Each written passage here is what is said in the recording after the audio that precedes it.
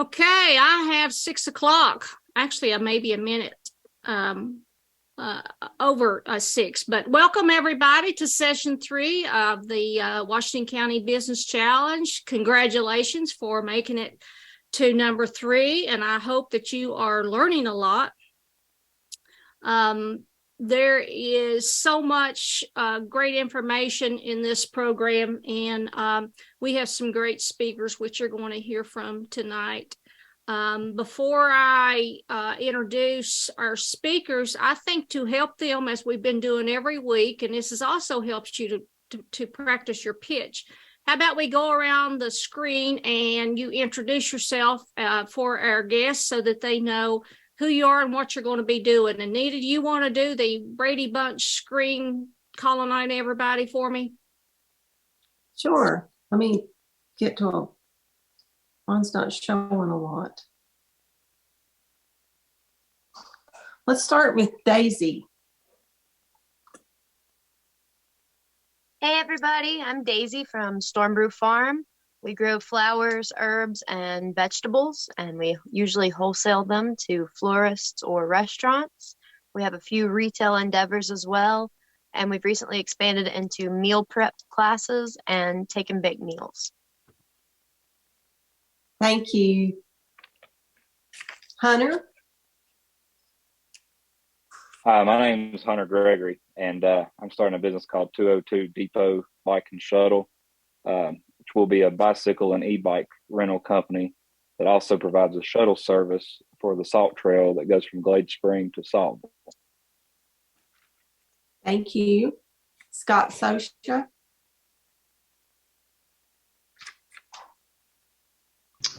Hi, I'm Scott. I currently have a handyman business called All You Need Is Scott. I've been have it for a little over 3 years now, and I just really just do small minor repairs on people's appliances or plumbing fixtures, electrical. So, thank you. Joshua? Hey guys, I'm Josh with Kettering Insurance Agency. We provide insurance solutions for, home, auto, but mainly we're targeted toward commercial business and to be true advisors to allow you to grow your business in a healthy manner and take that cost of risk and reduce it as you grow. And then also on a secondary note, Scott, I wanted to say a big shout out to you. I called your daytime Tri-Cities spot and you guys did awesome, man. It was a really cool deal. So that's all I got. Yeah, Amy was awesome. She just really captured the essence of our story. She's a great storyteller. So thank you, Josh.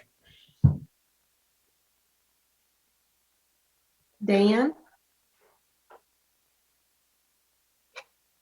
Hello there. Dan Rice. I am opening River Feet Fly Fishing. I've been involved with fly fishing for about 30 years and a professional in the industry for about the past 10, most recently with Montana Angler. And now that we're here in beautiful Southwest Virginia, we're going to be opening guided service. We'll be guiding anglers on bike and fish trips along the Virginia Creeper Trail, backcountry hike and fish trips up in the mountains, as well as float and fish on some of the valley rivers. Going along with that, we're going to partner up with some local lodging, vacation rentals, and campgrounds to be able to offer guests like a full package to where they can sort of have an all-inclusive deal where they come and spend a couple of nights. We take them fishing during the day, get them set up with their camp and their lodging in the evenings. So, thanks. Thank you. Jennifer? Hi, I'm Jen Lowe, and I am an audiologist, and my focus is to bring quality hearing healthcare to rural areas, especially because now we know that hearing loss is connected to dementia. And our area, especially where I'm coming from in Tazewell and Buchanan County area, has a lot of chronic sickness. And sometimes I feel like people have to drive a really long ways to get quality healthcare. And so my goal is to bring quality hearing healthcare, both preventative, diagnostic, and treatment options to some of the rural areas in Southwest Virginia. Thank you. Scott Ramsey? Yeah, hi everyone. Scott Ramsey. My wife and I own Wendell Gardens. We're starting an agritourism company here in Abington. Currently, we have a small commercial aquaponics farm. We're raising leafy greens and tilapia. We also have just built a commercial apiary over the weekend. So starting to expand into the honey and as well as doing queens for other apiaries. And then where we're really heavily invested is in the tourism aspect. So we're developing out the property for tourism. We're putting in a boutique full RV hookup campground this summer. Thank you. And Ms. Kitsy Manuel. Hey guys, I'm Kitsy Manuel, for those who haven't met me already. I own Love and Light Specialty Boutique, and this year we are focusing on expanding. We offer clothing, of course, accessories, but we also give local makers and artists a physical platform to sell their goods. Thank you. Do I have everyone that's on?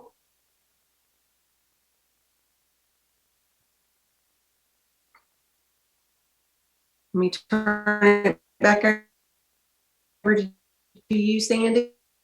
Sure. I tell you what, Tanya, tell these folks who you are. I know Anita is with the Chamber of Commerce, but share with who you are. Good evening. I'm Tanya Triplett. I'm with the Town of Abingdon Economic Development and Tourism Department. So we have offices located at 208 West Main Street in the old, used to be the formerly known as the Fields Pen House. It was a house museum at one time, and the town renovated it. And now we have a welcome center there, and we have staff there 7 days a week directing folks who are visitors out into the community, letting them know what all is available. We assist small businesses. We have opportunities in our facility for rack cards if you are a tourism-based business. And then we would be happy to meet with you one-on-one and let you know what all other services that we are aware of and what might be available. So just reach out. Especially for all of you that are tourism related, she will be a fantastic contact to have in your Rolodex. Who uses Rolodex? In your contacts in your phone, let's put it that way. So I know everybody loves being on the phone all night, but I don't. But let's get in. Tonight is an important part of any business and the training that you're going to hear from tonight. You know, we're going to start out with Billie Roberts with Virginia Community Capital, which, by the way, is a great organization to work for. But Billie's going to share all about credit and why that's important to you, not only starting your business, but as you grow.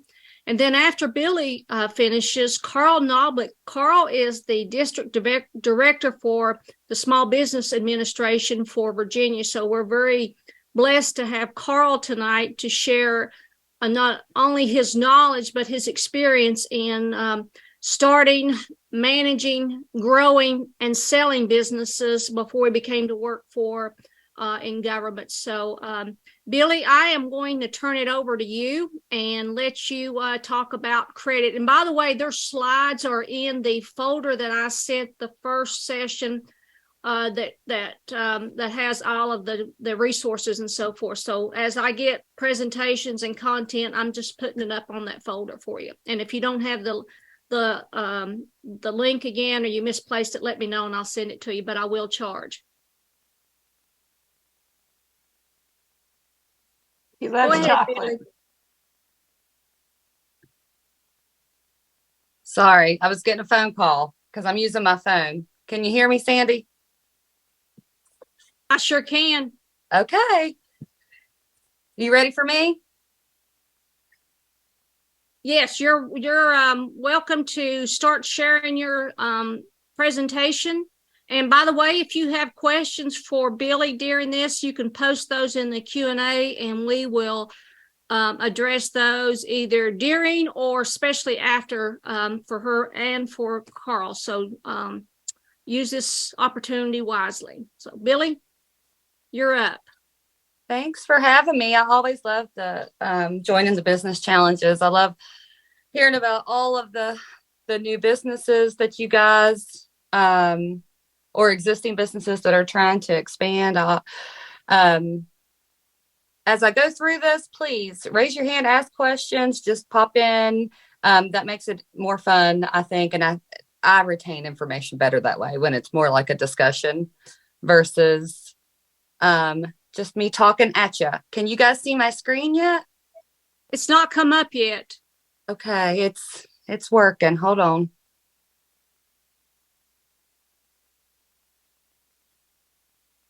Let's see.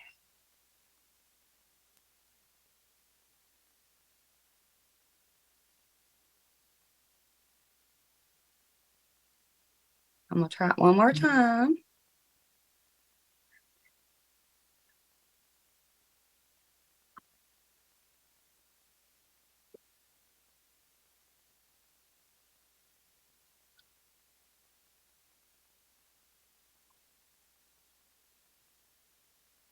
Billy, would you like for me to try to see if I can do it on my end? You might want to, Sandy. So we're not here all night waiting on mine to catch up. That means, partners, I need your help, Nita and Tanya, for any questions, because I will not be able to see that when I. Just give me 1 second because I've got to queue it up. Okay.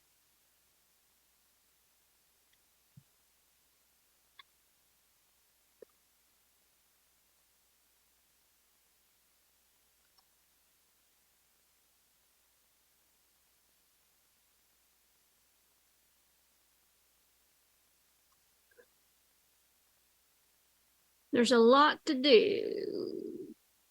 Okay. Got it. Is it up, folks? I see it. Okay. You just say when you want it switched. Okay. Yeah, we'll need some help because I can't. Let me see. I might be able to see on my computer. Yeah, I can see over here if there's anything in the chat. So I'll try to keep an eye on that as well. So we're gonna talk about credit reports and credit score. I think everybody has had some sort of experience with that. Again, if you have any questions, just pop on through.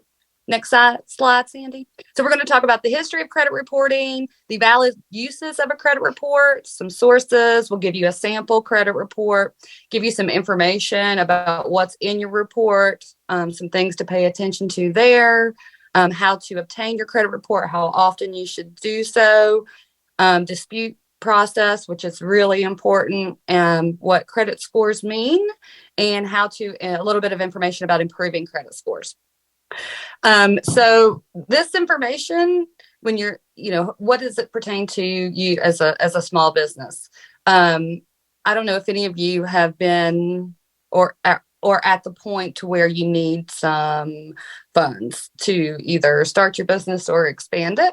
When you're a small business and you walk into a financial institution or your local bank, even if you are an LLC, they will still go by your personal credit report. So it is important, especially if you're a new business, start now, start paying attention to what's in there, because that will affect if you get approved for your small business loan. Next slide.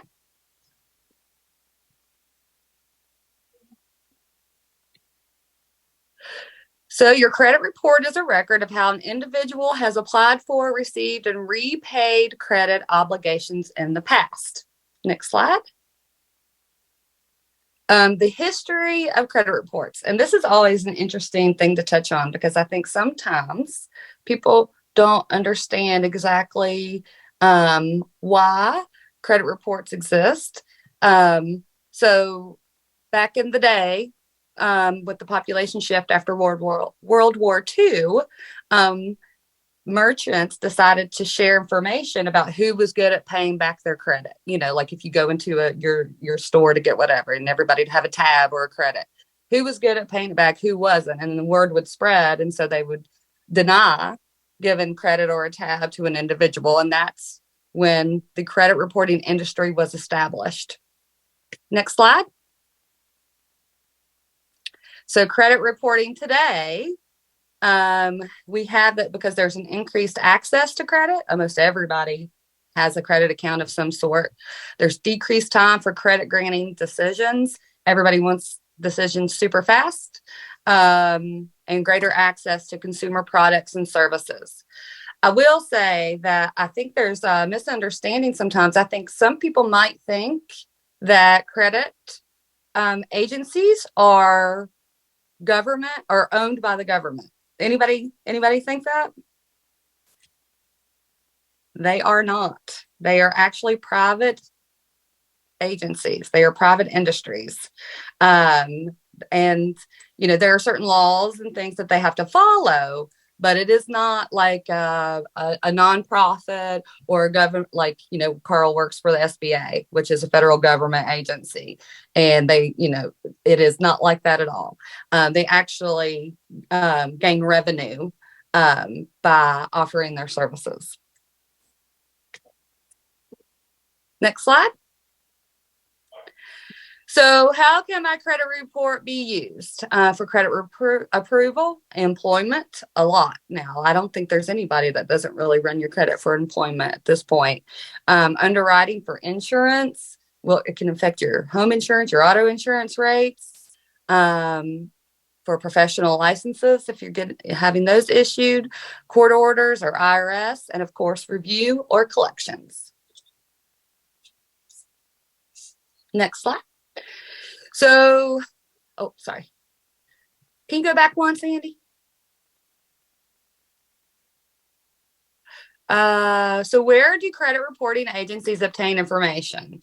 They get their information from consumers, creditors, public records, internal and external inquiries, consumer statements, and collection accounts. What happens is you have Equifax, TransUnion, and Experian. Those three agencies are the ones who handle handle all the information coming into them. So who can report things to those agencies? Anybody that pays a fee, you know, or who can obtain that information. You know, it can be the furniture company down the way. They may or may not pay the fee to Equifax, TransUnion, those agencies to say that you pay your bill on time. Or let's say that you don't pay your bill on time. They then use that agency to report that bad credit. Public records are the same way, and collection accounts, same way. They will contact the agency and report that account, whether it's a positive or a negative. Next slide. Okay, little interaction here. I am married, but I have different credit information than my husband. True or false?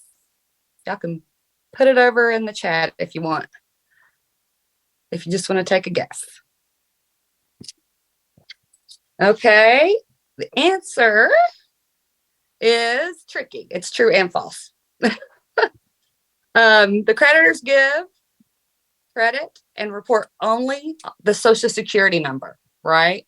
So when you pull when a creditor is pulling a credit report, it is accessed by your Social Security number. If you and your husband or wife both have your Social Security numbers connected to a credit account, yes, it will show up on both.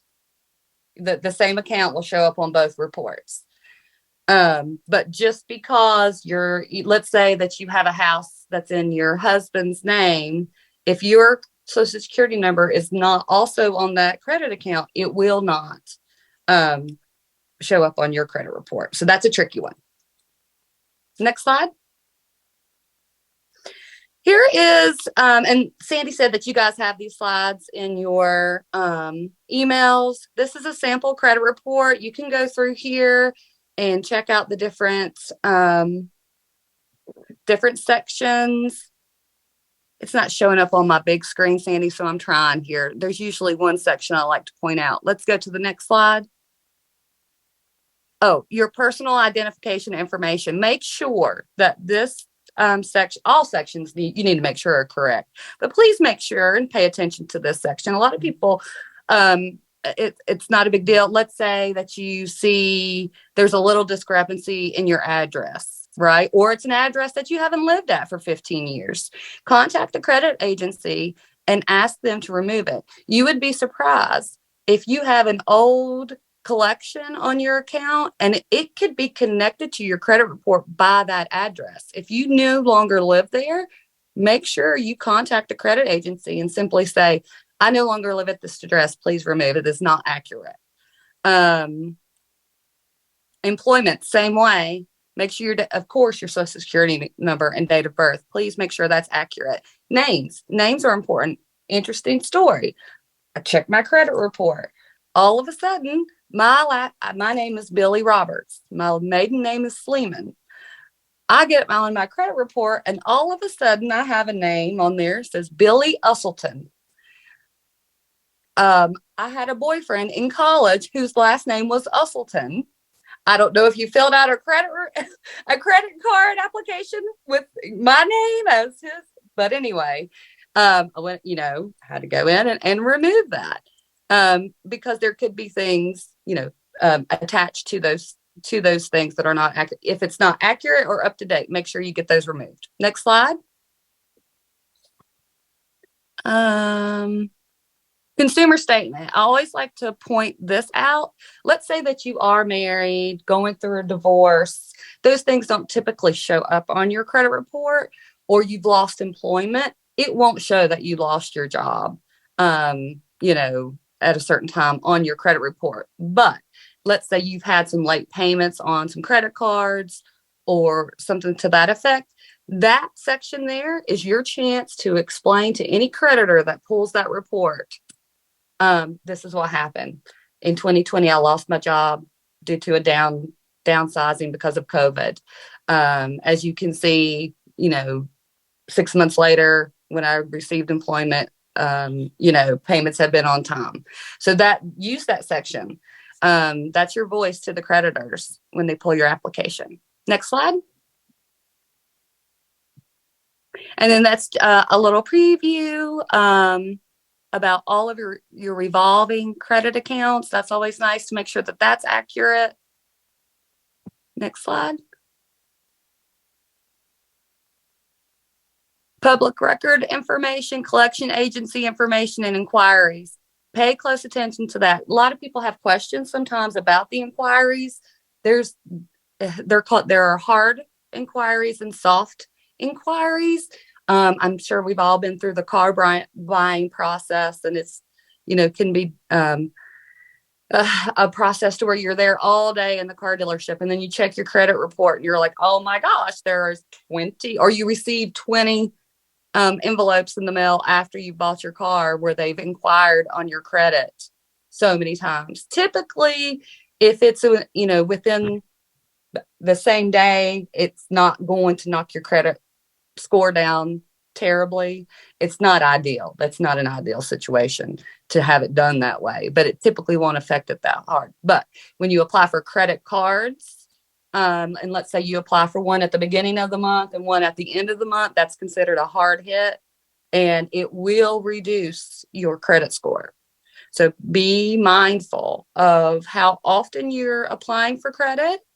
And just, again, accuracy is a big thing. Check your collection agency's account information. If it's an old collection that you paid off, it is very important that you contact the credit agency, the credit bureau, let them know that it's not accurate. And a lot of the times you can also take the information from your report. Let's say it's a medical bill or something like that, and directly contact that office to say, please have this removed. Next slide.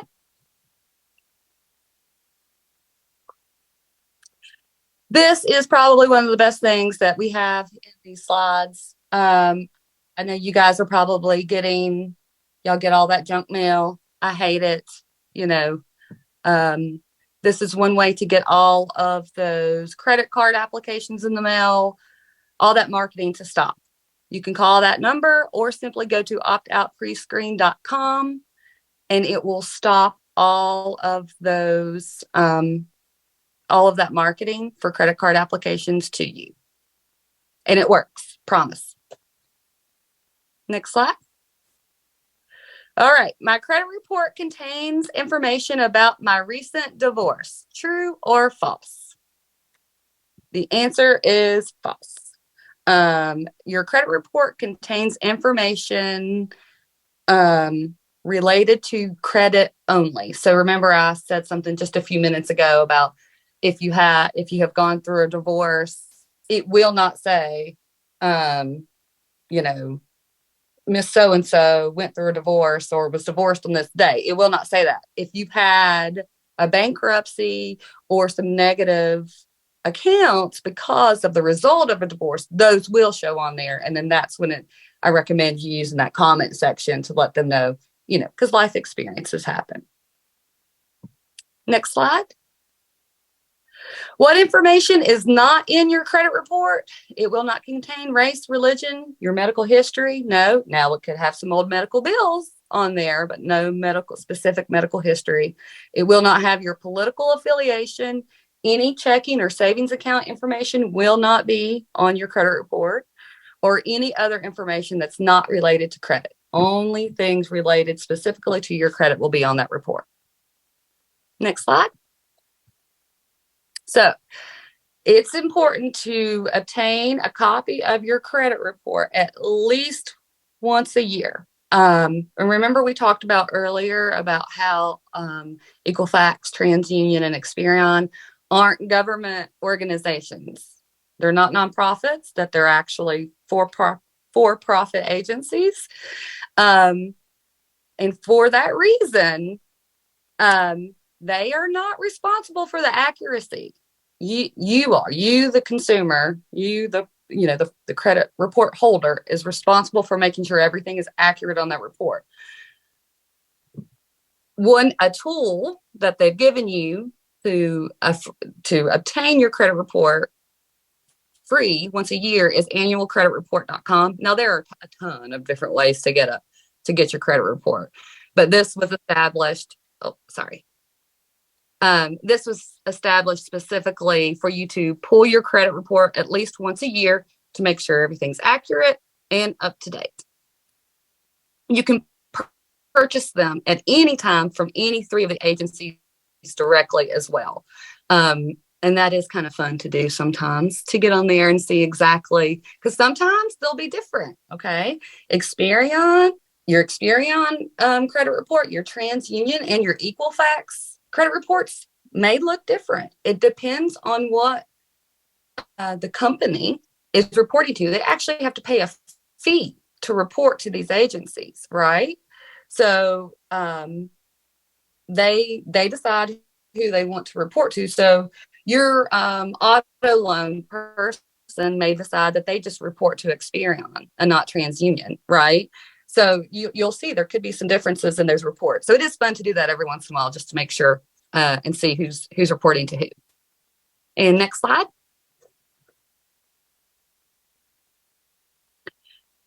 I don't need to check my credit report because I pay my bills on time. That is false. We just talked a lot about that, about the importance of making sure you pull it at least once a year. Even if you pay your bills on time, there could be all kinds of inaccuracies. And it is your responsibility to make sure that it is accurate.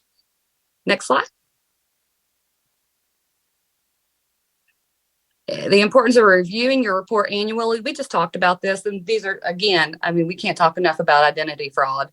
Let's just talk about something that's relevant to today, like crazy. How many times you get on Facebook and they're like, oh gosh, I've been hacked again. Don't accept my friend request today. I've been hacked. I got to change my password. It's because I think more than ever, there's a huge increase. There's a market for passwords. People are, hacking and finding passwords and selling them for a penny a piece, on the black market. So please pay attention to it. Happens all the time.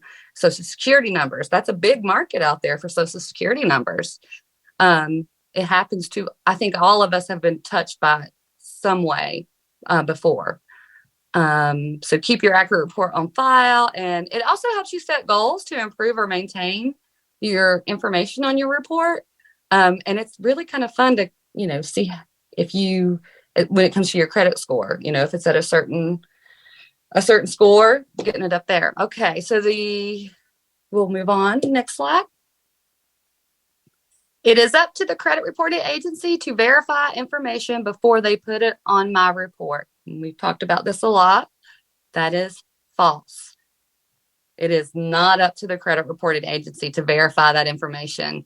Whoever decides to pay Equifax to put it on your credit report, they're going to put it on there. And it is up to you, the Social Security number holder for that credit report, to make sure that it is accurate. Next. So if there is something that is not accurate, there's a dispute process. There's a couple of different ways you can do it. It's a great, easy process where you just go online, click a button, but it doesn't happen quickly and you have to follow up. It's not a perfect system. It's not a perfect process. So, make you a little note in your calendar, follow up here, make sure it's gotten taken care of. You can dispute it directly with the creditor that we mentioned earlier, like with a doctor's bill, go that way. And you can also do it. I have also done it this way, to where you actually write a letter. Sometimes that works better than the website, because nobody's writing letters and sending snail mail anymore, right? Just make sure when you send that letter, you send it with the little verification that they received it. You keep all of your records. And there's actually rules and regulations. They have to respond in a certain amount of time. You can find all of this information on the credit bureau's websites.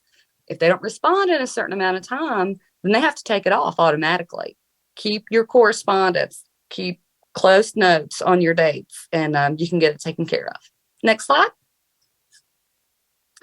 So we talked a lot about credit score. I think everybody probably knows or has seen what theirs is. It's a 3-digit number that creditors use to assess the likelihood that consumers will repay their debts.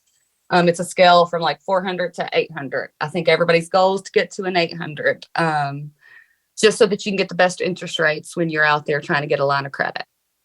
Next slide. How do you find your score? There's all kinds of ways. I have a credit card that gives me my score for free every month. That's pretty cool that they're doing that nowadays. But creditkarma.com is a good one to go to.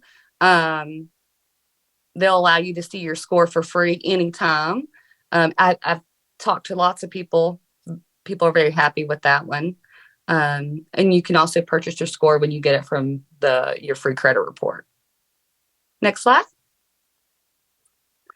This is just a pie chart about how your score is generated. The biggest thing, of course, is just pay everything on time. I think we all know that. Pay your stuff on time. And then, of course, pay attention to how much, what percentage is being used of your credit cards. I think it's 30%.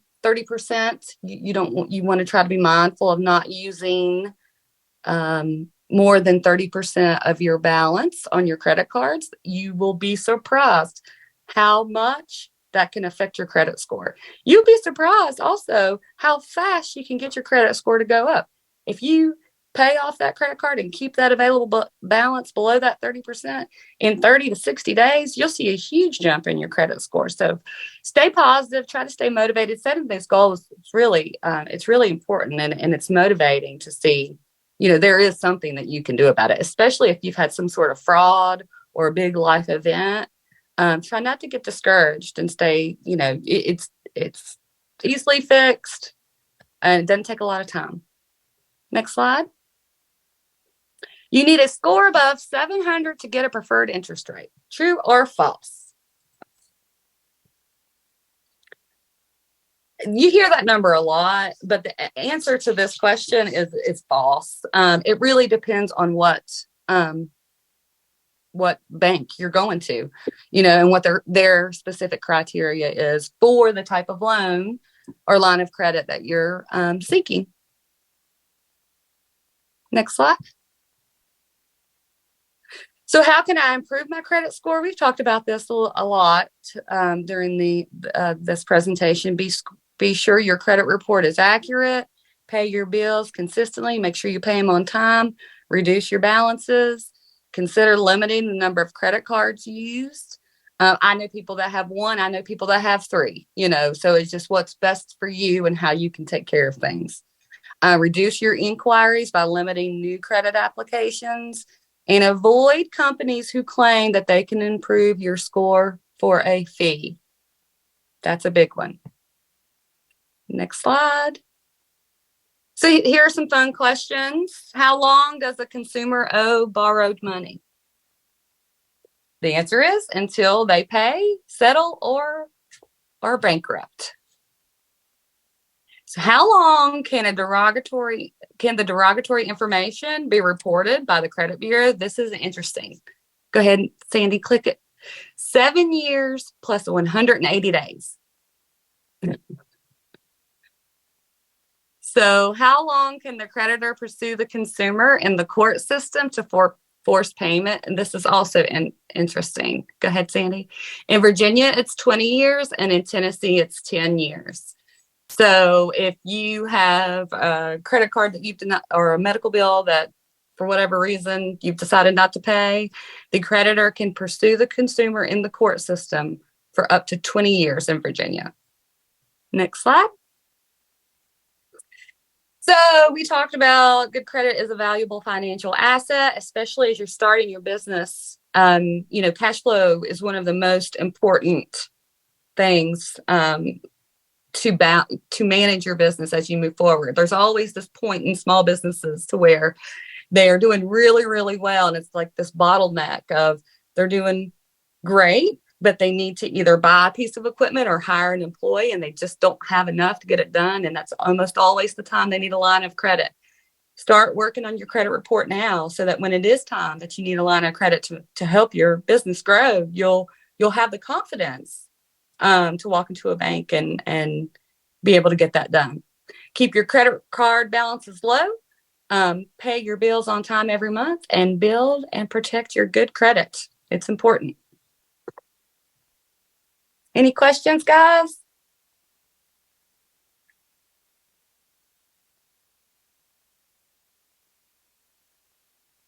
I see Scott's got his hand up. Oh, sorry. I didn't know if this was school rules. Yeah, I do have a question. So in your opinion, what would be the best way to start establishing and building credit for your business? Well, a credit card is always a good idea, to where start putting your business expenses on that. Mm-hmm. That's one example. Sandy, do you have any more ideas? Just making sure everything is make sure everything is accurate on your credit reports. Again, of course, establishing your bank account, savings account, and in your company's name. Where are you in your process as far as your small business? Have you established an LLC and all of that? Okay. Yeah, we have, and we have bank set up checking and savings accounts. Yeah. But we're looking to build credit because we're looking to borrow money to construct the next phase of our plans. Well, I'll go back to what we talked about when we first started the presentation. When you go in to a bank to ask for some credit for your business, they're going to use your personal credit report, right? So, making sure that your score is, what it needs to be, making sure your credit looks like it needs to be personally for you, will make you in a good, we'll put you in a good position to be able to get what you need to get that line of credit for your business. Does that make sense? Carl, did you have something you wanted to input? I just wanted to bring up, if you have the ability to get a small line of credit and just use it to pay it off. And the reason I bring that up is because then when you're trying to scale, you already have a track record. Because most of the time when you go in the first time, they're going to give you the lowest figure, probably going to say, this is no use to me. And that I tell people, just get it, pay it for a bit at a time. That way they know you're conscientious, because a lot of people make the mistake with the line of credit and they start using it for everything. And the idea is you buy and then you pay it off at the end of the month. And that's where a lot of people make the mistake, and it eventually becomes a loan because you're over the 50% mark and the bank says, okay, it's now a loan. Now you've lost all your leverage for line of credit and everything else. So I always tell people, take advantage of getting that small one.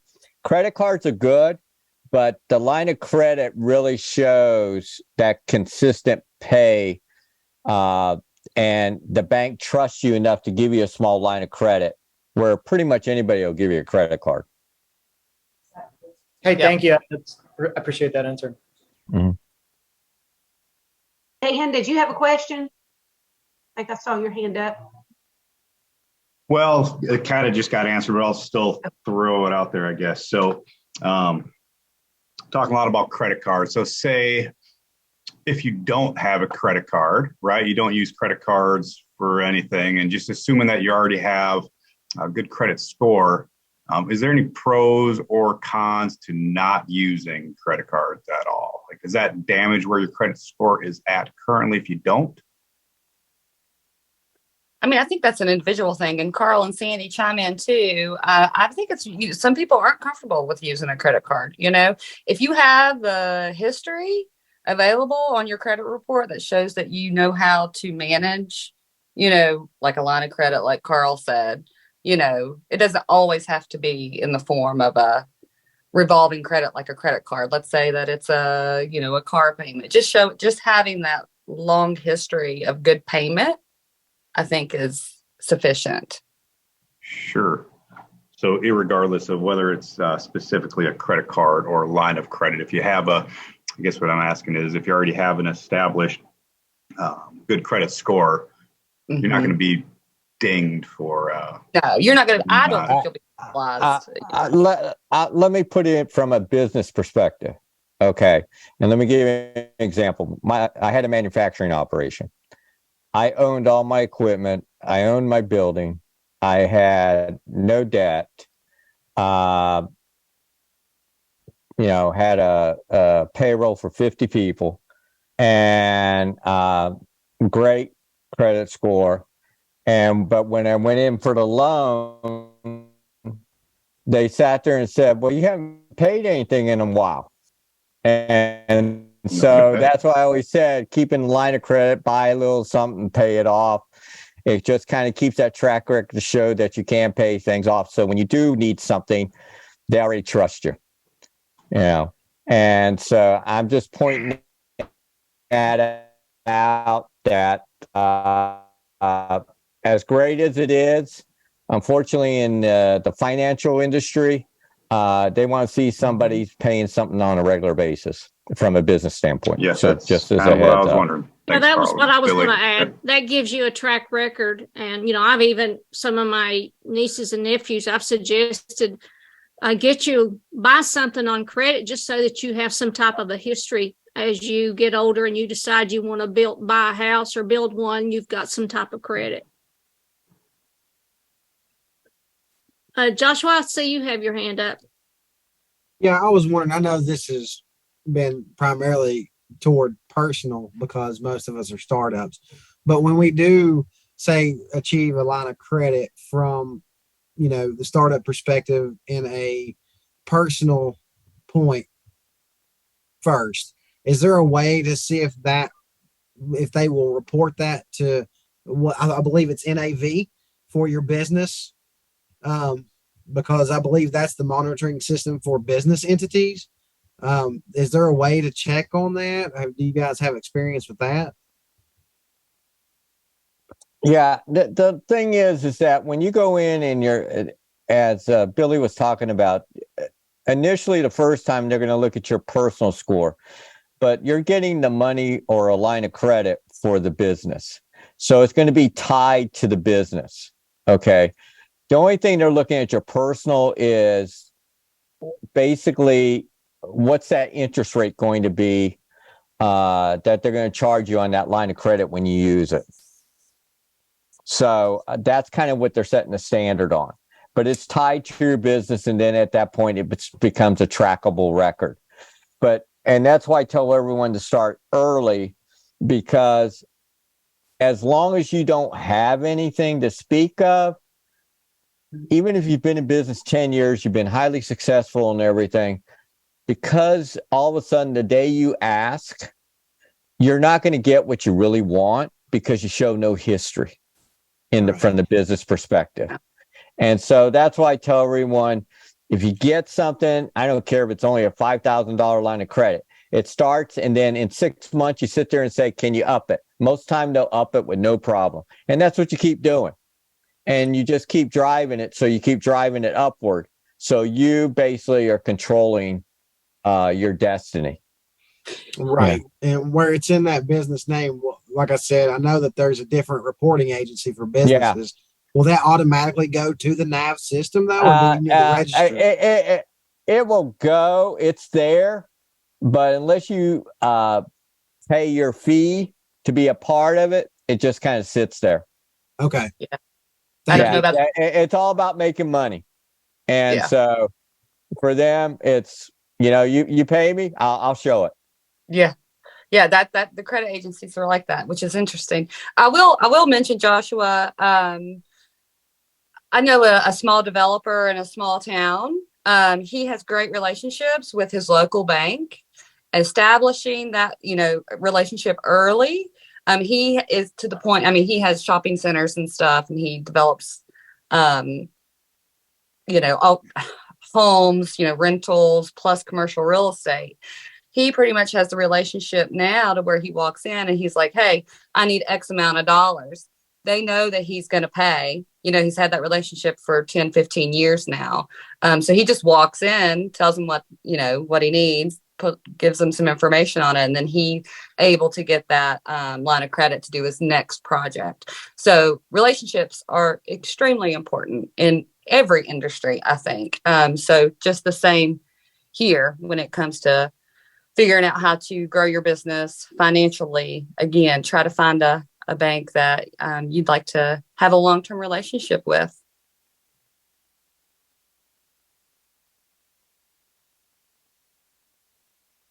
Any other questions? Okay.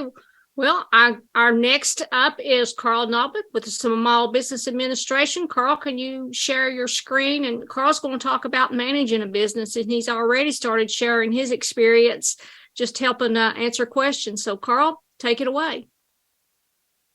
Okay, thank you, Sandy. Let's see. Can you see it? Yes. Okay, great. All right. Let me give you a little background on me so you kind of know where I come from. As I said, I had a manufacturing operation and had it for almost 15 years. I grew it from, I actually took it over because it was basically going to go bankrupt in a small town and I didn't want to see it go belly up. And so I just took it over and grew it to about $30 million operation before I turned it back over to the employees to take it from that point on. I've had consulting firms. I've been a C-level executive for software companies and robotic companies. So I've kind of ventured and dabbled in pretty much everything that you can think of. And, at the end of the day, it's about understanding how to run your operations because the concepts are pretty much the same. It's just that, you got to have that good technical team that can support you. As I said, some of the operations I took, I knew nothing, but I knew how to run a business. And I just hired really good team players that had that expertise so we could excel and grow. So never lose sight of that as you move forward. All of you, when you're first starting out, you start out in your most which you're the experts in, and that's a plus, but it's also the kiss of death because it's very hard for you to let go of things as you grow. So that's one thing you're going to always keep in your head. If you cannot let go, you will not succeed. You will stay just the same. You'll complain. And the fact is, you have to change to say, I can trust other people to help me scale my operation. So remember that as you're managing your operation for the future. Anyway, we're going to talk about you, human capital, insurance. I have my insurance expert, so we'll briefly touch that. Market, sales, logistics, manufacturing, finances, IT, cyber, and disaster. So the one thing is, lots of people sit here and they all of you are starting to run a business or been running a business for a period of time. And as I always say, you know you better than anybody else. And the thing is, I always tell people these are the 3 ingredients to actually run a successful operation at the root level.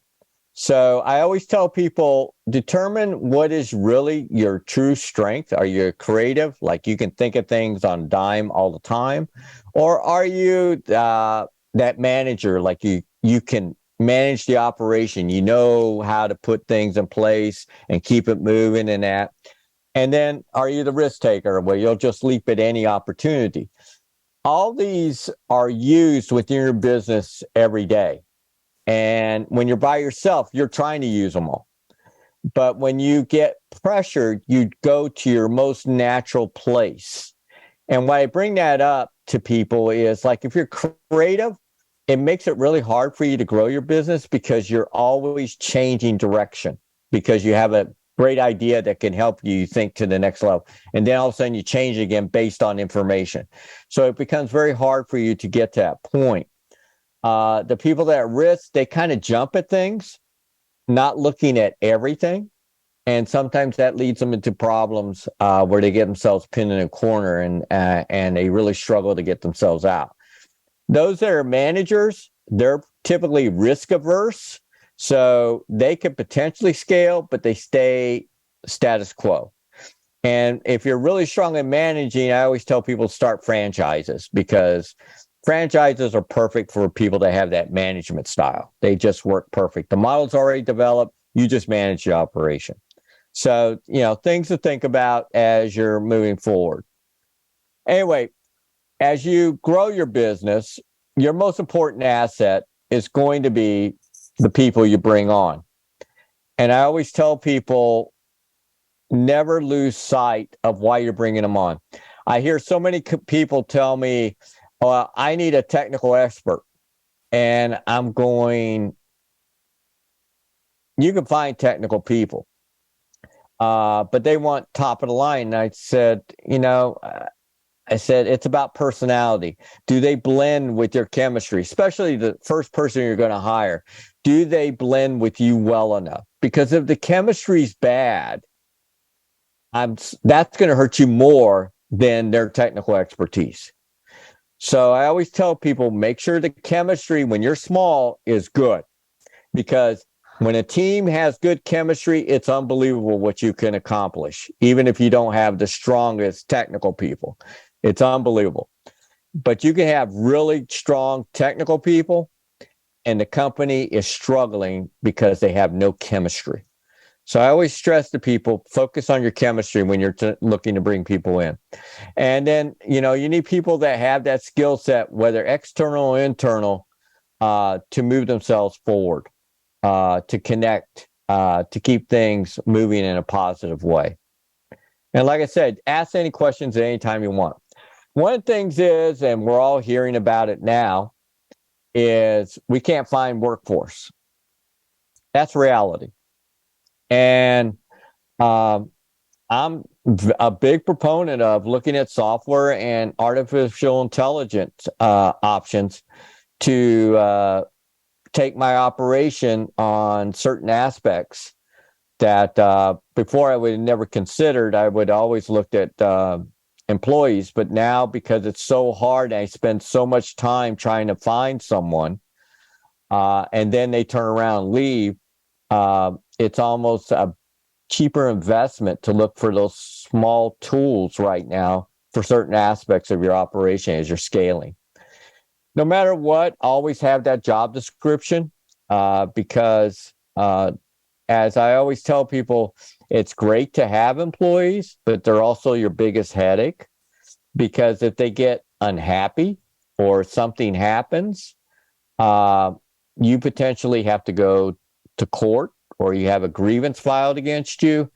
And then every place where you don't have something just reinforces you're in the wrong. And I always tell people, make sure you have all these things in place. When you're looking to hire your first person, even if it's your significant other, make sure you have an employee manual. And the reason I say that is I've seen too many husband and wife relationships, when times have gotten tough, derail. And because they were kumbaya in the beginning, they never thought about what happens if things aren't going right. And it ends up creating a nightmare situation. And I hate to say it, 9 times out of 10, it leads to divorce.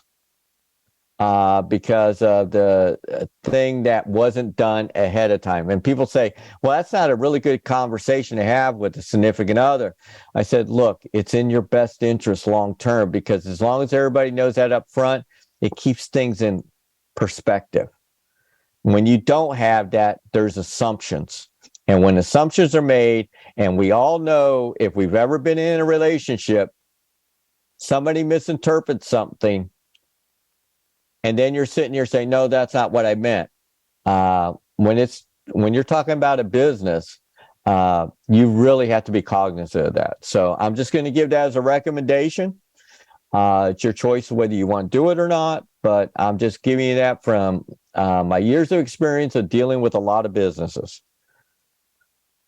The one thing also, if you're bringing anybody on board, even an intern for a period of time, you make sure they sign a confidentiality agreement and they sign a non-compete agreement. One, they don't want you to share your secrets. 2, you don't want them trying to go after your customers. And the non-compete typically is a 2-year hold off, so they can't touch your client base for 2 years. Those are things I always tell people. If you don't do that, I've seen plenty of companies get angry, call us and say, hey, I had an employee and they're stealing my customers. And the first thing I ask them is, I said, did you have them sign a non-compete? Well, no. I said, then you don't have anything to stand on. And so these are things you have to think about.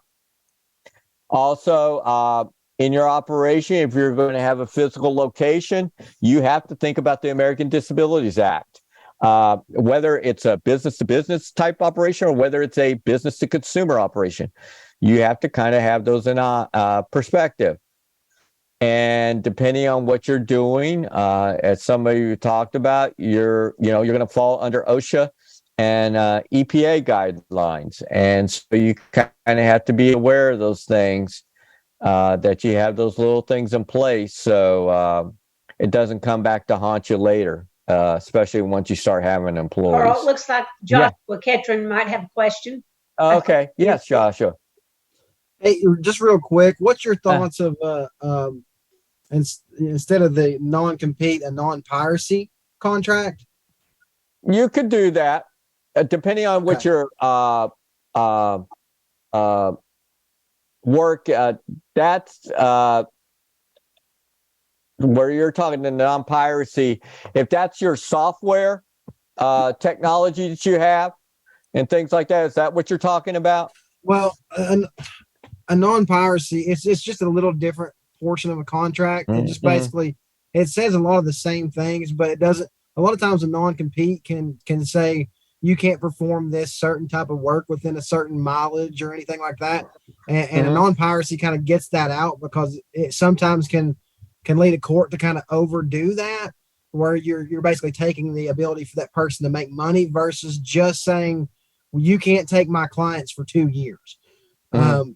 But the non-piracy is just and for me, to tell somebody they can't do that same type of work within 25, 50 miles is a bit ridiculous. So I've formulated the non-piracy agreement. It's just a little different form, but I didn't know if you had experience with that, because if there's loopholes in it, I might need to rethink it. Well, the thing that comes into play, and this is what I try to tell people, when it's vague, it works against you. Okay.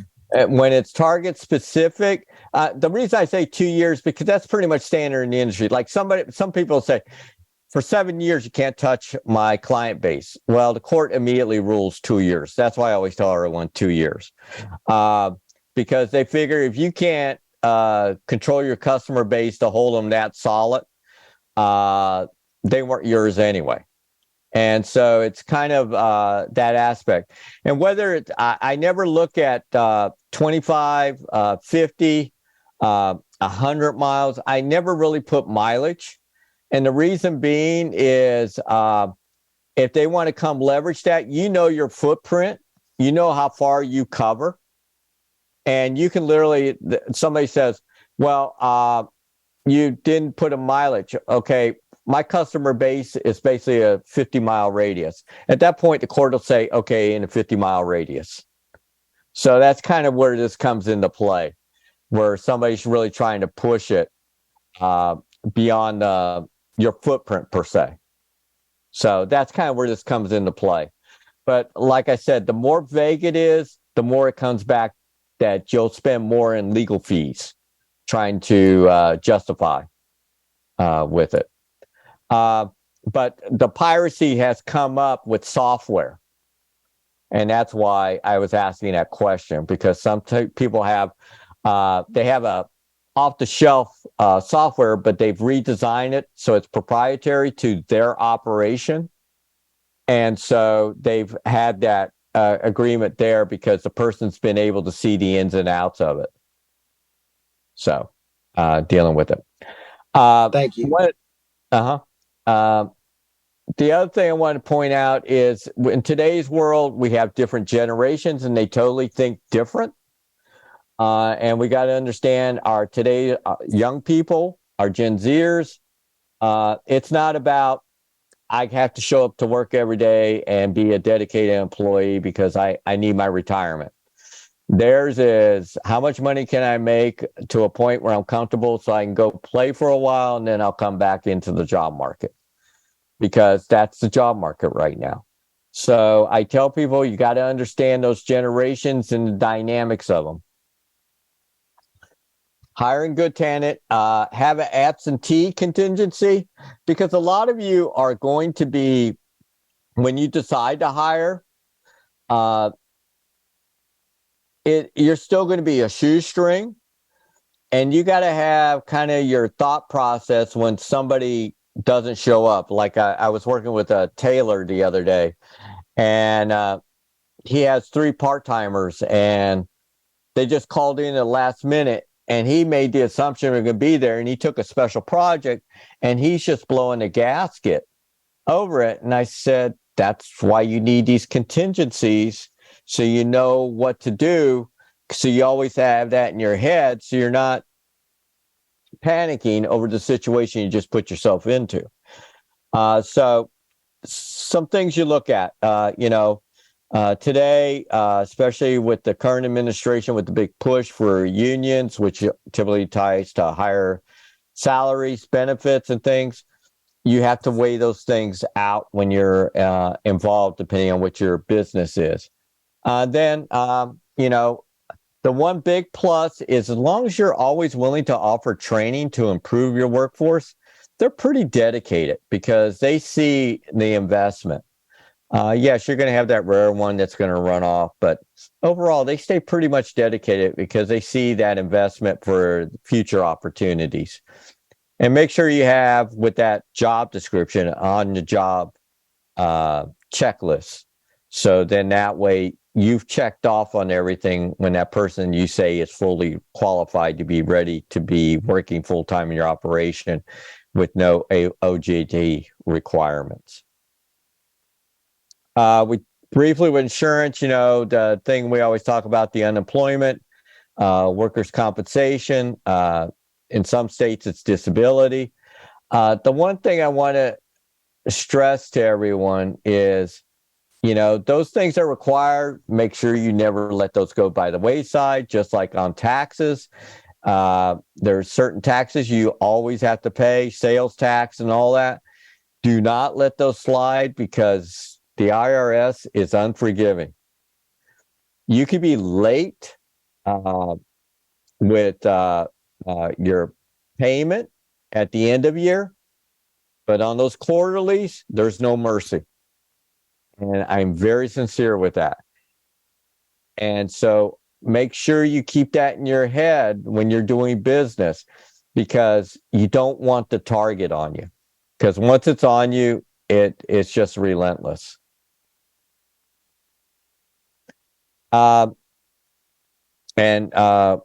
Joshua can vouch for this. You assess what kind of risk you're going to have, because you're going to have different types depending on if you're dealing with consumers that are going to be active in your operation, like my fly fishing operation, my bike operation. There's different liabilities that you take into account that you have to think about as you're handling the tasks and things like that.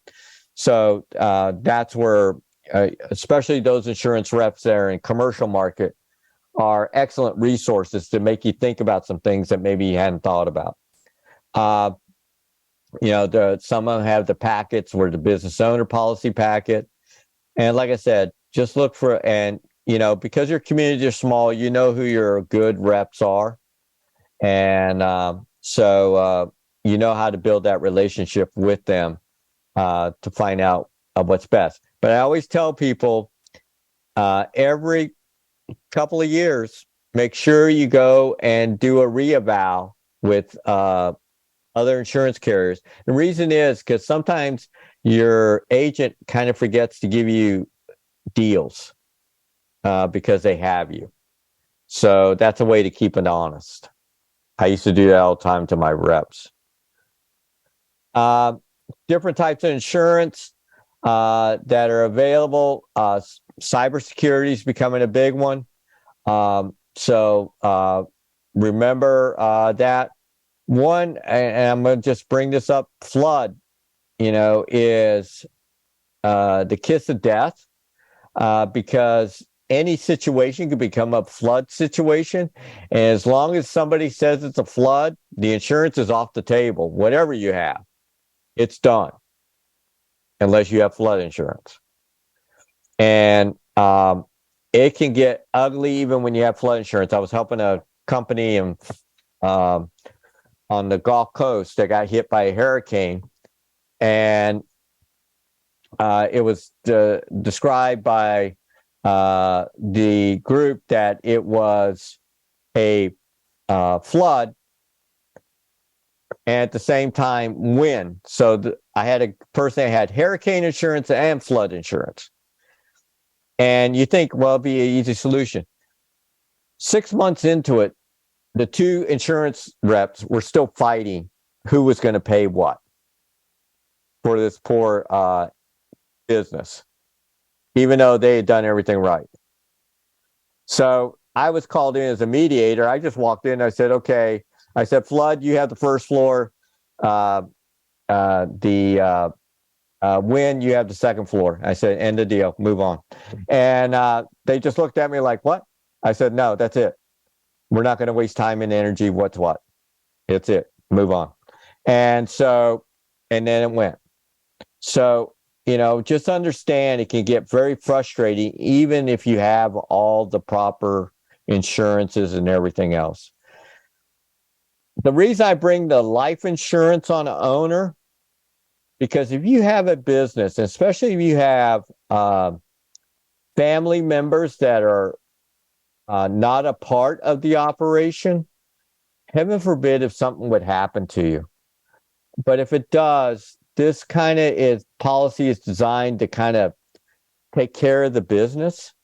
So then that way, your family members never have to worry about it. I've seen so many businesses when somebody has passed away unexpectedly, and I watched the family knowing nothing about the business and literally getting taken over the coals for debts and everything else. And it's just hopeless for them. At the same time, they're dealing with an untimely death. So I just bring that up, something to be aware of as you go forward in your operations. The one thing I want to point out, all of you are in business, and there's three things I always tell people with the business curve. There's your business, which you know. There's the industry that you're in. And then it potentially, if you're involved in global, whether from a supply side or from competitors, you have to sit here and look at all three where it fits to see, are you in sync, not in sync? So you know how to address yourself. So for years, people always said, just kind of understand where you're on the business curve. You can't anymore because of the way our economies are and everything. So just kind of keep that in mind as you move yourself forward, as you grow. The one thing is we're in a global thing. And the one thing that the pandemic taught us, we're also tied to health now and the big push with climate. So your operation now is an intricate part of that also. So the pro with that is it becomes a marketing piece for you to sell your proactiveness. And at the same time, it lets people want to be a part of you, especially the Gen Zers. They're kind of in that mindset. So I tell people kind of understand those generations because those are the things that basically are going to close deals for you. Your market.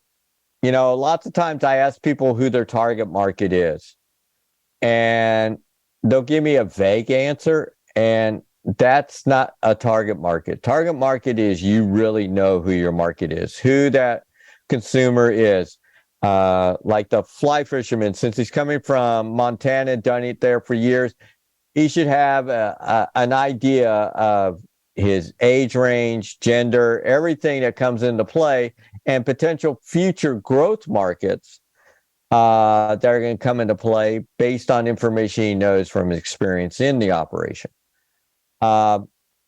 Also, you know, the product service, especially if you're bringing new things into the region, how receptive is the local to it, and how receptive is the tourism industry going to be to it? Those are other things. Is there competition? What is the competition? Because I actually partner with a lot of my competitors to go after bigger deals. And that also got me money when I needed it because I was going after bigger deals. People were more interested with me because I had other people with me on a package. So these are things you think about. A big one, price points. I mean, I see so many businesses undersell themselves. You know, believe in your price. You know, as I always say, if it's right, the people pay for it. And if you have a lot of people banging at your door, that means you're too low. So remember that as you move forward in this. Do you have trademark copyright? The United States Patent Trade Office is a great tool. They will literally step you through this process to make sure you do everything right. So that's a free service to you.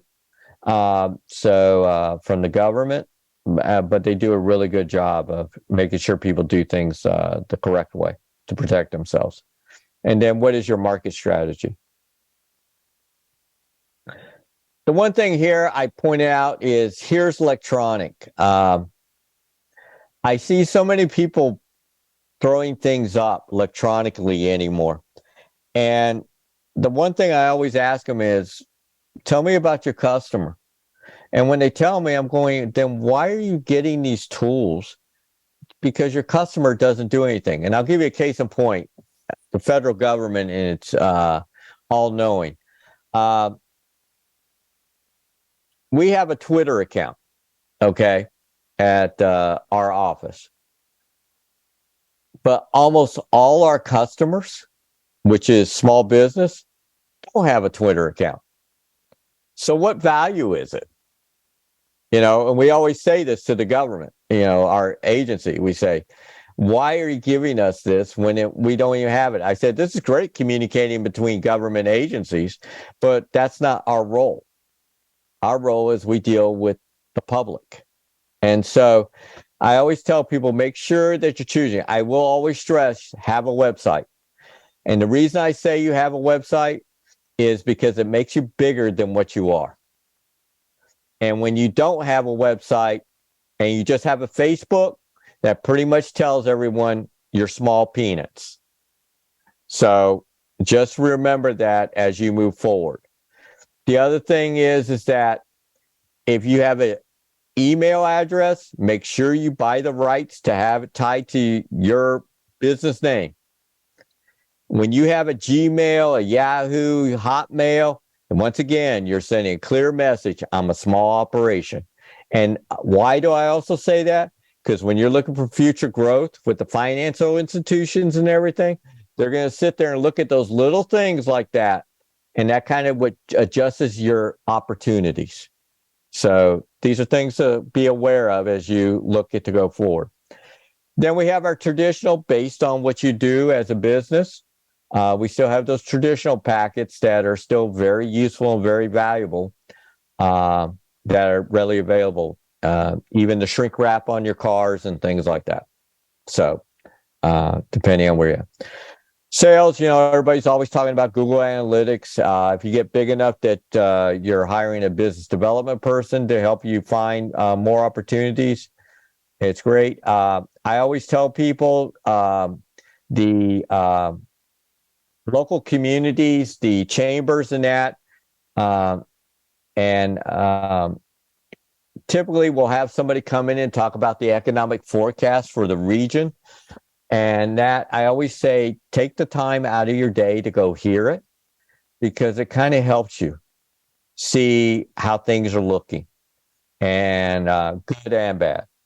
And so I always say, don't lose those little opportunities of information that can help you. The thing is once again, it determines your pricing models. It also kind of gives you an idea of potentially new sectors based on what's potentially coming into the area. And then it's you create new products and services, how big is that market that's going to be interested in what you're bringing to the table. And then the one thing is we're all going to get customer complaints. It's always be proactive. Don't take it personal. It's business. That's what I always tell people.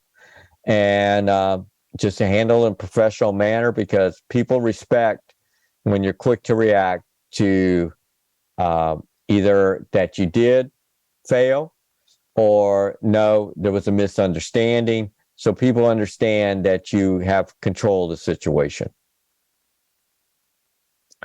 Those of you that have a regular customer base, as I call repeat customers that keep doing repeat business with you, always when I did my business, I always on a quarterly basis looked at my customers. And I looked at from most profitable to least profitable. That way, as I grew in business, if I needed to let some people go, that's the way I did it. I didn't have to weigh it out. I just literally looked at that model because at the end of the day, that's what creates my future success. And so you kind of look at those. And like I said, today, e-commerce is the big buzz, and then m-commerce for the mobile phones.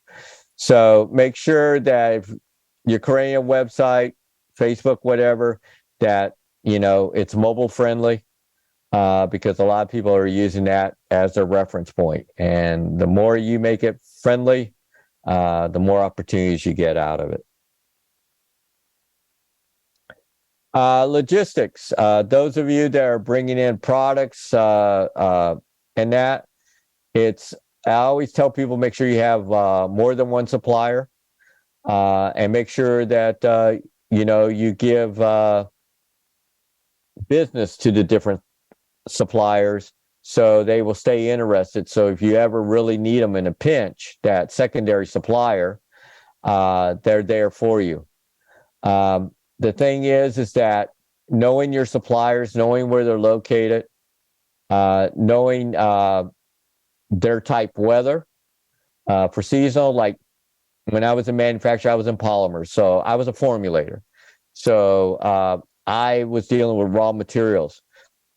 So if I saw a hurricane coming into Louisiana, I needed to order rail cars. So I literally would order rail cars up away from it because I know they'd shut their operation down and I wouldn't have product.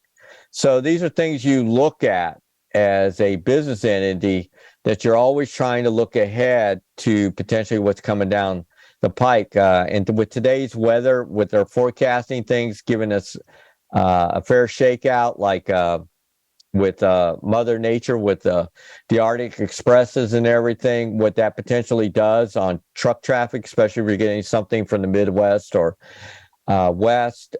These are all things you look at. Same thing with rail. If you're having some air delivered, all these things come into play with it. The thing is, do you need a warehouse? Today, for years, it's been JIT, just in time. You basically order it, it's there. COVID disrupted that whole model, and now companies are literally creating hybrids. So they're still partially just in time, what they know they can control. And then the other parts are basically, we need to have a supply, so we have a warehouse, a small warehouse to maintain, so we're not caught again like we were with COVID. So just be aware of that, how that model's changing. I don't think any of you are manufacturers, so I won't really spend any time on this. This is in case there was a manufacturer in the operation dealing with this. Finances, the three that you see in bold: cash flow, balance sheet, income statement. I always tell people, make sure you know how to read those. You know how to read those, it will protect you. I can't tell you how many companies I've seen get taken advantage of by accountants who have embezzled their money because they know how to read these three sheets. When you read those, you're able to keep your accountant honest. And like I said, at the end of the day, it's not really the accountant that gets in trouble. It's you with the IRS, because you're ultimately responsible. So I try to stress this to people. Please make sure you understand those and you look at them. So when you have those conversations with your accountant, he knows or she knows that you understand your business concepts. This is becoming a big deal. As I tell people, don't look to have servers anymore. Make sure you're just going to the cloud. It's the easiest cybersecurity overall to protect you. If you're selling product to a bigger company, this is becoming more intricate, where some of the bigger companies are actually asking for your cybersecurity program because of the fear that they could get something into their system from you. And so, and that's happened to several big companies. They've seen the warning sign. They saw it, but they didn't take action. But it always originated from a smaller company supplying. So just kind of be aware of that. If they ask, you'll understand why. Disasters are going to happen. When best of times are happening, and we saw it with COVID. Our economy was rolling like no tomorrow. COVID hit, and that's the first thing I've ever seen shut down the economy, literally overnight. And so it kind of really opened up everybody's eyes. But you always got to have this stuff thought out. Okay, it can happen. So what are my contingencies so I am able to somewhat function, even if I have to offload some work to my competitors? If you have that agreement, I always had agreements with my competitors because at the end of the day, they don't want to see you go out. They want you to be there too, because at the end of the day, you kind of focus in different sectors, and at the same time, you do focus in similar sectors. So don't be fearful of that with dealing with competitors and those type things. And understand the federal agencies, you have your insurances and things like that, but also what federal agencies have their disaster programs, because those are ones you may be calling upon. And if you understand those agencies that have that, it makes it easier for you to get in quicker, get your funds, and to move you forward in a positive direction instead of sitting on the sidelines trying to figure out where to get the funds. Your outside team, these are players that, depending on what your operation is, are an intricate part to assist you. As I tell people, with all the merger and acquisitions, especially going on with lending institutions, make sure you're always checking in if you have a lender to know who it is, because it's amazing how quickly these things are turning. I've had some banks that in 1 year's time, they've been bought out 4 times, and their model's totally different. So just kind of pay attention to that when you hear somebody if it's one of your lenders that's being bought out, you need to start having that conversation, because it could have an impact on you down the road. And you want to know that ahead of time, so you may have to find another lender. Here's some resources. As I always say, Google's the best. We have tons of resources on our website. If you're trying to figure out costing projections, score.org has an excellent tool where you can do plug and play, and it'll do everything for you at no cost. So these are things just to be aware of that are readily available to you. As I said before, strong team, it's chemistry, teamwork. And what are your team needs? Is it, now running a virtual operation? Is it bringing in artificial intelligence in to do part of your operation? These are things you have to start thinking about, that before COVID, we never gave it really thought. We thought it was years away, but today it's happening. So you just kind of have to keep that in your head if you're wanting to scale and grow yourself. The unknowns, timing of things. We saw that with COVID. We saw it with the economic collapse in 2008, 2009, and then luck. I mean, sometimes you hit it and sometimes you don't. So, that's what makes being in business so much fun, those challenges.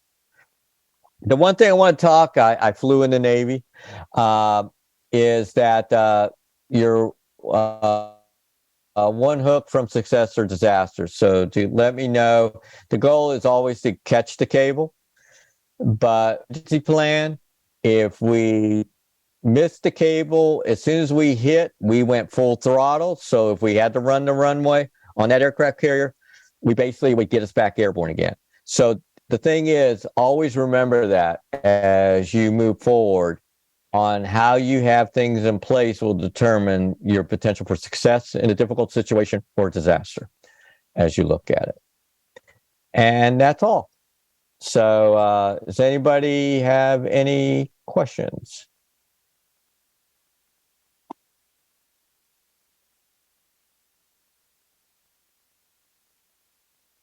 Surely somebody's got something.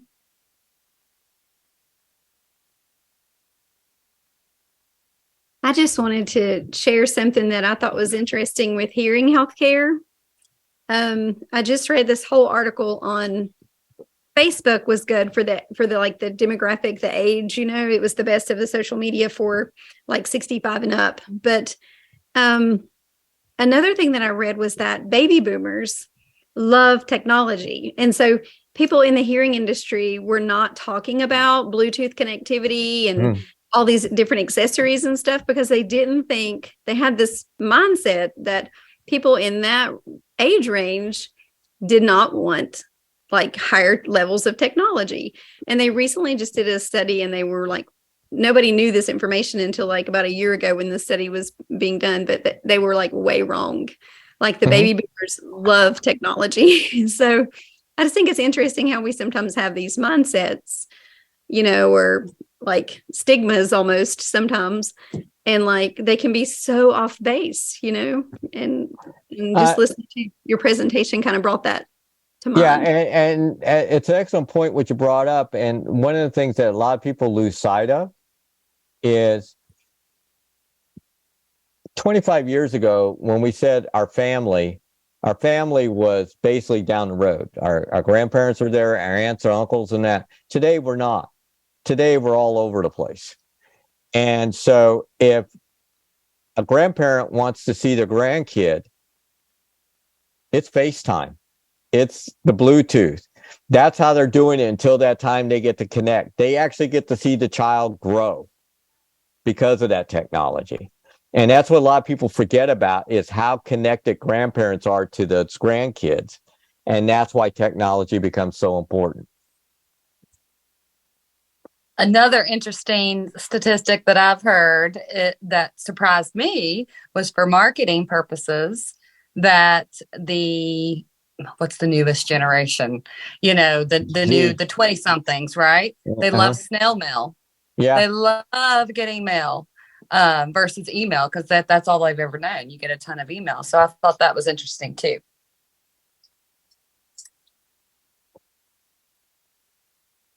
As they say, the old is the new. I think it reiterates the importance of research. Like, don't just assume, but actually, like, just maybe even type it into Google, because I mean, like, real research articles will come up, even if you do that. But it's so important, like, before you make that assumption, you use the word assumption actually when you were talking about the manual, but I just think it's so important to do your research, to really like, don't assume, but go find out for sure if that's really, how things are.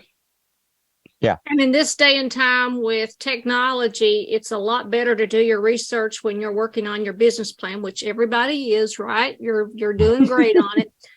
Then, 10, 20 years ago, you didn't have publications online that you can look up statistics, and, or for tourism businesses, we didn't have all the statistics that we have now, which that's hard to say statistics if you have candy in your mouth.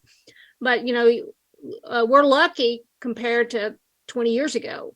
So sometimes there's no excuse why you didn't really research your company before you, like, if you say you want to manufacture 8-track tapes, well, show me the statistics and the data that shows that that's a market.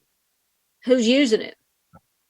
I actually gave away all my 8-track tapes. Sorry, Tanya, you missed out. I know. And that's one thing for us in the tourism business. We try to hit all the spectrums, because we want to keep the TikTokers. We want to keep them informed on what's going on in Abingdon. We want to hit the Facebook. We still do print ads. We're still doing Facebook, and we're placing those ads in in the markets with the age and the income levels that we want to attract. So for us, it's touching each one of those a little bit. But you all probably do have very niche, some of you very niche markets that you're going to need to really find, the folks that have the disposable incomes to be able to use your services.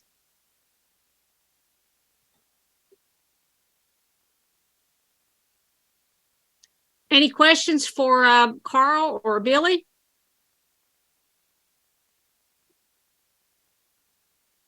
I might also share that one of the things we kind of learned in the tourism business is Abingdon is certainly a drive market. We don't have a major airport, and people are not really flying into the Tri-Cities to vacation here. So we know that our drive market has been Winston-Salem, Charlotte, Asheville area. But during COVID, we found out that our drive time had expanded, and now we're actually about a 5-hour drive away. So we're targeting now some of our marketing in the Atlanta and DC, Northern Virginia area.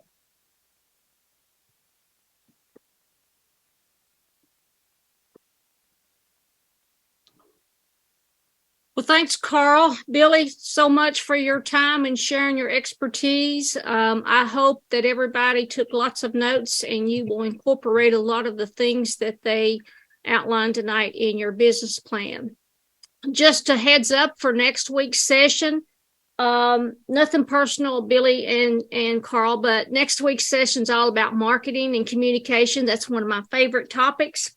But we're going to have Chad Thompson with Tanya's office with the Town of Abington and Visitor Center. Also, Elizabeth Gardner with Full Blown Farmhouse and Christine Webb. And they're going to talk about various aspects of marketing and promotion and social media. So make sure you've got your pen with full of ink and lots of paper next week, and take lots of notes. And as a reminder, this session tonight will be uploaded to the Washington County Challenge Facebook page and also our YouTube channel if you want to use that as a resource. If you forgot something or you wanted to learn that stat that Carl or Billy shared earlier tonight. Tanya? Sandy, it looks like Dan has his hand up. Oh, I'm sorry, Dan. I thought of one other thing here, Sandy. I guess for either of you, Billy or Carl, a lot of talk about COVID and how that's impacted small business. We're just kind of curious. Have either of you noticed if there's been like a significant increase in small businesses that have started opening up and operating since the pandemic? Have you noticed any change in like what that frequency is? I personally think that they have increased small businesses. What do you think, Carl? You're all over the state. A lot of people did during COVID with the e-commerce and things like that because they had time at home. Because some lost their jobs because they were just totally shut down and they had to figure out how to generate revenue. So they've got themselves. Now they're trying to figure out, now that everybody's coming back to a hybrid normalness, how do they maintain what they captured during COVID? And, that's part of the challenge with the e-commerce group, because now people are going back to work. They're not sitting at home. And so how do they get that market share back in that? So, we're going to see dynamic changes with that. But definitely the Gen Zers are wanting to start businesses more than, earlier generations, the millennials, the baby boomers, all that. So those are definitely talking more and more about what they can actually get out there and grow. I will note that I'm curious to see what happens. I think we're going to start seeing it this year. There was a lot of help. There was a lot of assistance for small businesses after COVID. I did some work with Rebuild with those grant services, and I'm interested to see how that levels out now that the assistance and all of that has kind of trickled out. And I think we've seen some closings.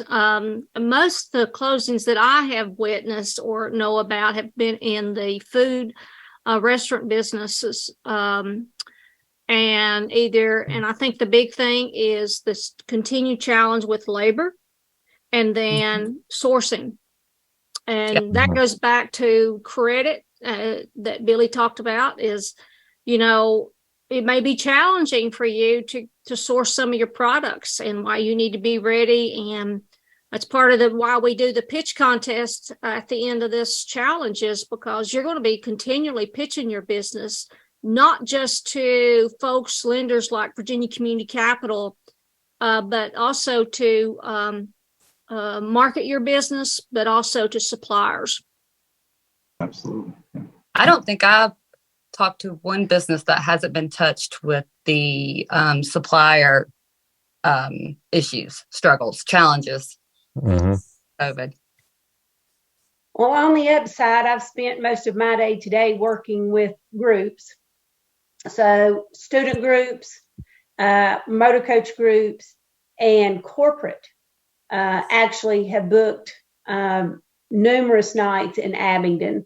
And I worked with 3 of them today to plan itineraries. So the corporate group told me that hopefully business travel is going to be somewhat back to normal in 2023. The student group was very encouraging. That maybe sounds like field trips might be allowed where they have not, we haven't done any of that in a few years. So that was good. And then just for the motor coach industry to be back up and running, we had a few groups last year, but we've already booked about 5 groups so far this year. So it's awesome. Hopefully it's going to be looking up. We have a producer who comes in and brings Yeti runners to Abingdon in June. So the first one in June is a 50-mile run on the Virginia Creeper Trail, and then they come back in September, the end of September, for a 100-mile race. And those registrations were opened up in January, and it took all of about 8 minutes for all 325 slots to fill up. So that was also very encouraging. And so for all you tourism related businesses, you better be networking with the hotels and the Airbnbs and the VRBOs and so forth, and have your info out there and get ready for that. Hey, for some of you guys that have a good amount of land, you could network with a lot of CrossFit gyms and do some Spartan mud runs up there. Mm-hmm. You know, that'd bring in a lot of money. They pay a good amount per contest. But for me, I just want to say, you know, Carl, for one, I don't want to gloss over the fact and just say thank you for your service to our country. I really appreciate it. That means a lot to me and my family. And for you and Billy, I really appreciate your time tonight. I can't speak for the rest of everybody else, but I got a lot from it. So thank you. So the hog tying worked when I put your arm behind your back and twisted it. Carl's my hero anyway, so he knows it. I'm his biggest, I'm the leader of his fan club. But well, folks, next week, look forward to seeing you on the 7th. In the meantime, if you have questions or need anything for any of the team members, you know, you've got Nita Farmer with the Washington County Chamber, and you've got Tanya and with Town of Abington, and then Kathy Lowe. She's part of the help me. I just had a chemo fog moment. Tanya, what is it? Virginia Highlands Small Business Incubator. Well, no, but what she's preparing for this weekend that starts at the Barter. She is a member of the Rotary Club, and they put on an annual Rotary Frolics. So all of the Rotary, they write their own skits, and then they get up and they act out this pretty hilarious show on Friday and Saturday night, and it's one of the largest fundraisers for the Rotary Club. So they have tickets on sale for $25. They do a show Friday night and Saturday night, and it really is a lot of fun. So, Sandy, to the group, you guys need anything, let Sandy know. I'll be happy to help you in any way possible with anything that may pop up later. So I just wanted to make that available. And I wanted to mention that tomorrow is our new knowledge session. And that'll kind of help you with your pitch contest, because it's all about the importance of in public speaking. And Sonia Van Hook, who leads for Southwest Virginia, specifically in the Abington market, is going to be leading that session. And I was telling that we've got about 32 registered for that, which is great. And take advantage of these sessions. But if there's something that you need additional training, let us know. As Carl mentioned, we partner together all the time. If we don't have a new knowledge plan for that, we'll develop a special workshop or 2 or 3 to meet your needs. We're here to help you, and that's what we're all about. And Scott, you've got a question. I did, Sandy. Thank you. Maybe I missed this. Can you share information on what's the format for the pitch? Like, what's the time length? Yes, you have. You have 8 minutes to pitch your business idea. And by the way, that session will be in person at the Virginia Highlands Small Business Incubators, or as Kathy's GPS calls it, the incubator in Abington. And you have 8 minutes to pitch your business idea to 3 judges, and you will be ranked by, I just did the score sheet today, updated it. Your business concept was stated clearly that the judges can understand what your plans are. is it a proven business niche for not only Washington County, but the surrounding area? The likelihood of your plan to be successful. For example, if you said you're going to manufacture 8-track tapes, I don't know unless you do a great job that the judges will say that that's going to be a successful business. Were your visual aids, whatever you're doing, beneficial? For example, if you want to do a PowerPoint, that's something you'll have to work out and get the presentation to Kathy and Jean at the incubator to make sure it's on the computer, or you have to be able to plug in, or if you're going to do posters, or if you're going to do samples. If, for example, if you're in the food business, we've had all kinds of stuff, to even people playing music before. And then after you pitch your business idea, the judges have 2 to 3 minutes to ask you questions that you can further, reiterate of what you said, or clearly clear up any things that they have, questions that they may have.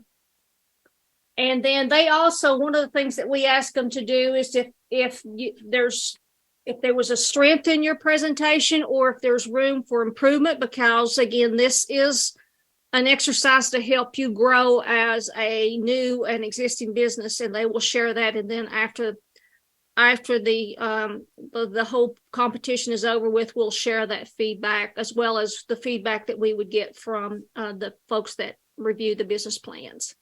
Gotcha. Thank you. Is there time to set up your pitch as well? You mentioned there's. Yeah, you can, and we'll get you, you'll work with Kathy at the incubator to where she can make sure, you get your thing set up. But yes, in between pitches, we don't want you to take an hour, because that's going to make for a long night, but, have everything ready. That's why I think if you've got a PowerPoint, if it can be preloaded, or if you're on a Mac, you'll make sure that the right connection is for the projector that they're using and the source, those kind of technical things to get that all worked out at the beginning. So working with Kathy and Jean at the incubator would be my suggestion. Okay, Sometimes they'll do that ahead of time if you want to go down early. Yeah, they or the don't day mind before. Yeah, they usually don't mind to do that. One more opportunity for anyone who's going to be in a tourism business. We have Abingdon has a tourism advisory committee, and we meet once a month at 3:00 on the first Tuesday of the month at the incubator. So if anyone is interested in showing up for that, we would love to have you. We have our department kind of highlights what we've been into for the last month, and then we have some of our attractions. Usually someone from Barter, someone from William King Museum is there, and we all just kind of talk about some of the things that are coming up and what we're into. And we have an opportunity in April and September to take over the Virginia Welcome Center at Bristol. So we've paid a fee, and for the whole month we can have brochures, we can have pull-ups, we can decorate the whole inside of that building with all things Abingdon. And then if anybody would be interested in going down and spending some days talking to visitors as they're coming in and out, or handing out discounts or specials or anything that you have going on, we could make a little calendar for that. And I chose those 2 months because, of course, April is the spring race. And now Billy Idol is going to be down there on the last day of April for that big concert. They're expecting 14,000 people. So I'm very hopeful that we picked a great month to be there in April. And then in September, of course, is Bristol Rhythm and Roots and the race as well. So we felt like those were 2 really, really good months. So be thinking about any sort of flyers or coupons or decor or anything that you can do to help us kind of take over that whole center.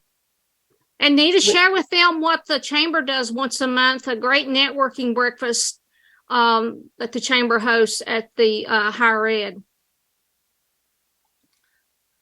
Well, yes, we have the Washington County Chamber Breakfast. We'll be starting that in March. It'll be March 16th.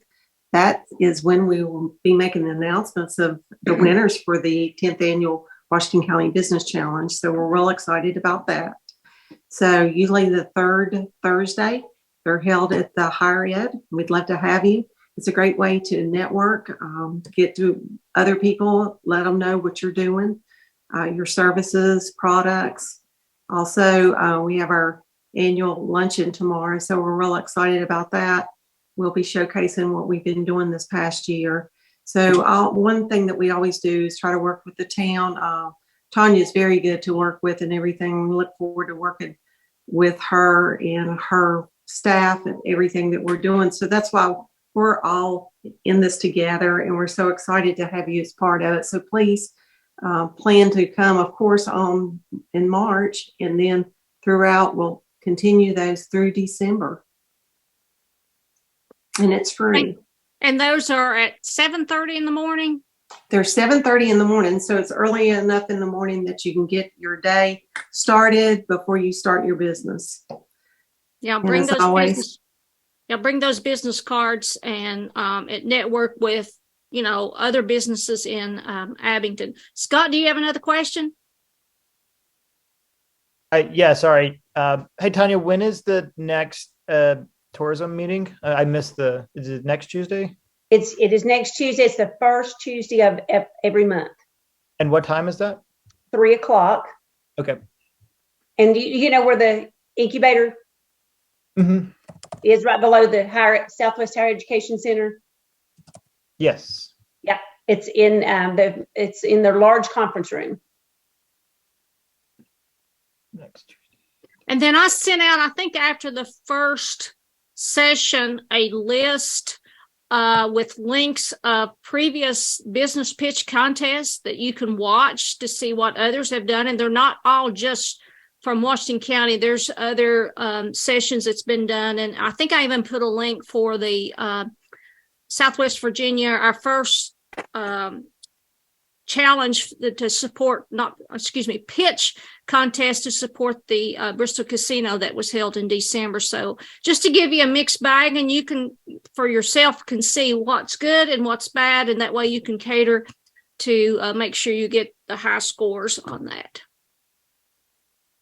Okay. Any other questions? I will give everybody the rest of the day off. Thanks again, Carl. Thanks, Billy, so much. And I will see you all at the same place, same time next week. Be safe. Take care. Thank you. Bye-bye. Bye-bye.